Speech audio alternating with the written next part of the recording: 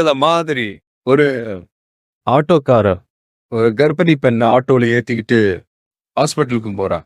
பெரிய மழை பெஞ்சுக்கிட்டு இருக்கு. அப்ப அவர்கிட்ட அந்த கொடைய அந்த கர்ப்பிணி பெண்ணை கிட்ட கொடுத்துட்டு இதை எடுத்துக்கிட்டு போமா அப்படின்னு சொல்றான். அப்ப அந்த பொண்ணு சொல்றாங்க, அண்ணா இது எப்படி நான் உங்ககிட்ட நான் திருப்பி கொடுக்கறது? அதுக்கு அந்த ஆட்டோக்காரர் சொல்றாரு, வேற யாருக்காவது தேவைப்படுறவங்களுக்கு கொடுத்துருமா அப்படின்னு சொல்லிட்டு அவர் போயிடுறாரு.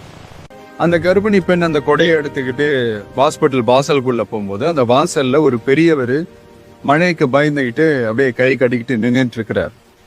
அந்த கர்ப்பிணி பெண் அந்த கொடைய அந்த பெரியவர்கிட்ட கொடுத்து, ஐயா இதை எடுத்துட்டு போங்க ஐயா அப்படின்னு சொல்றாங்க.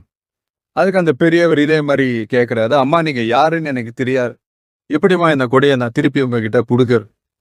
அதுக்கு அந்த பொண்ணு சிரிச்சுக்கிட்டே சொல்றாங்க, வேற யாருக்காவது தேவைப்படுறவங்களுக்கு கொடுத்துருங்க ஐயா அப்படின்னு சொல்லிட்டு போயிடுறாங்க.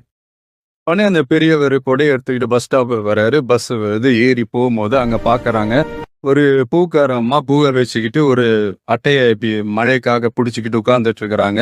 பெரியவர் போய் அந்த கொடையை அந்த பூக்கார அம்மா கிட்ட கொடுத்துட்டு அவர் பஸ் ஏறி போயிடுறாரு. பூக்காரம்மா அந்த கொடையை எடுத்துக்கிட்டு வீட்டுக்கிட்ட வரும்போது அங்க ஒரு ஸ்கூல் படிக்கிற பொண்ணு பேக்கெல்லாம் மாட்டிக்கிட்டு மழையில ஓடி வர்றாங்க.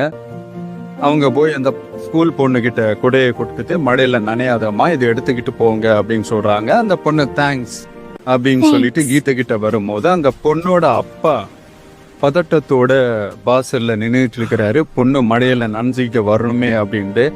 அந்த அப்பா வேற யாரும் இல்லை, அந்த ஆட்டோக்காரர்.